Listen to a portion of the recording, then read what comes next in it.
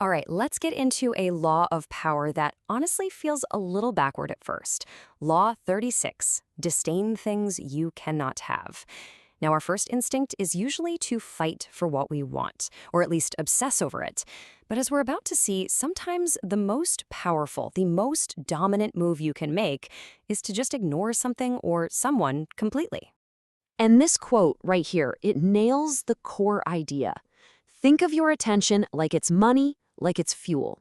Every second you spend thinking about some small-time rival or some petty problem, you're not just wasting your own energy. No, you're actively giving them that fuel. You're validating them. You're making them stronger by acknowledging they even exist.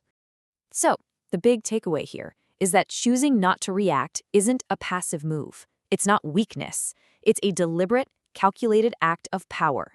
You deny your opponent the very thing they crave, which is the fight itself. And to really see what happens when you get this wrong, let's look at a historical blunder of truly epic proportions. And that brings us to our cautionary tale, President Woodrow Wilson getting completely tangled up with the Mexican rebel Pancho Villa. This is just a textbook case of what happens when a global superpower lets itself get dragged down into the mud by a much smaller foe, all because it refused to ignore a little provocation. So here's the spark that lit the fuse. Pancho Villa, this former folk hero turned bandit, leads a raid on American soil. It was a bold move, for sure, a real provocation. And immediately, the pressure was on President Wilson to do something, to look strong, to defend the nation's honor. And oh, he did something all right. This number, $130 million. That's what the so-called punitive expedition ended up costing. To put it mildly, this was not a proportional response. It was a colossal, ego-driven overreaction, a huge strategic mistake that started with giving a small problem way, way too much attention. I mean, just look at the scale of this thing. Wilson sent a massive, modern army, we're talking reconnaissance planes, one of his most famous generals, and a whole media circus of reporters, all to hunt down this one guy in the desert. He didn't just respond to Villa, he made him the star of a massive international spectacle. And the result? It completely backfired. All that attention didn't crush Villa, it made him a legend. He became this folk hero who was outsmarting the giant, bumbling American army. The whole thing ended a year later, not with Villa's capture, but with a humiliating retreat that made the US look totally incompetent on the world stage. You know, Villa's own words really show how absurd the whole situation was. The mighty US Army wasn't beaten by some grand military strategy. They were beaten by the heat, the bugs, and their own bloated, ineffective size. By giving Villa all that attention, Wilson basically handed him the ultimate victory without ever having to fight a real battle. Okay, so that was the failure. Now let's pivot and look at a true master of this law, King Henry VIII. And his opponent wasn't some desert bandit. It was an institution that was far more powerful, the Pope himself. But instead of a huge head-on fight, Henry chose the quiet but absolutely devastating power of disdain. You see, Henry had a choice to make. To get his marriage annulled, he could play the Pope's game.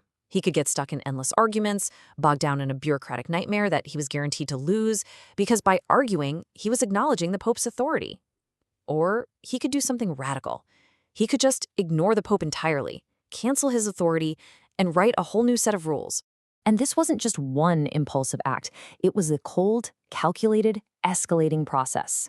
First, he banished the Queen. Then he married Anne Boleyn, directly defying the Pope. And finally, the ultimate move. He simply declared the Pope's authority in England was null and void. Every single step was a deliberate act of ignoring a power that everyone else considered absolute. And in the end, by refusing to play the game, Henry made the Pope powerless. At least, powerless over him. The Pope could sit in Rome and rage and issue threats, but they were meaningless. They had no effect. Through pure, calculated disdain, Henry had basically just removed his opponent's king from the board. Okay, so we've seen the disaster and we've seen the masterclass.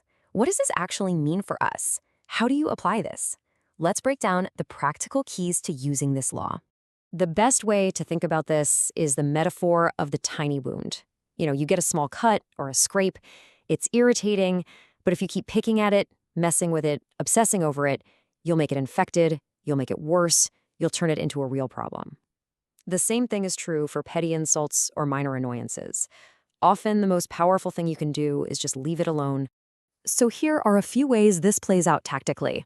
If there's something you truly can't have, show contempt for it. That's the classic sour grapes move. If some lesser rival tries to attack you, online or in the office, the ultimate power play is to act like you literally didn't even hear them. And this even applies to your own mistakes. If you treat them lightly, if you refuse to agonize over them, they lose their power over you. But, and this is absolutely crucial, this law is a scalpel, not a sledgehammer. Disdain is not the same as careless neglect. You can't just ignore every problem and hope it goes away. If you use this wrong, it can and will blow up in your face. And this is where the real skill comes in. You have to know the difference between a gnat and a lion cub. A gnat is just a petty annoyance. It thrives on your attention. You show it disdain, you ignore it, and it starves. But a lion cub, that's a small problem that has the potential to grow into a monster. So for the lion cub, you still show public disdain, you don't give it attention, but privately, you monitor it, you watch it, and you're ready to crush it before it gets its teeth. Which really brings us to the final, most important question. Using this law effectively isn't just about the performance of ignoring something.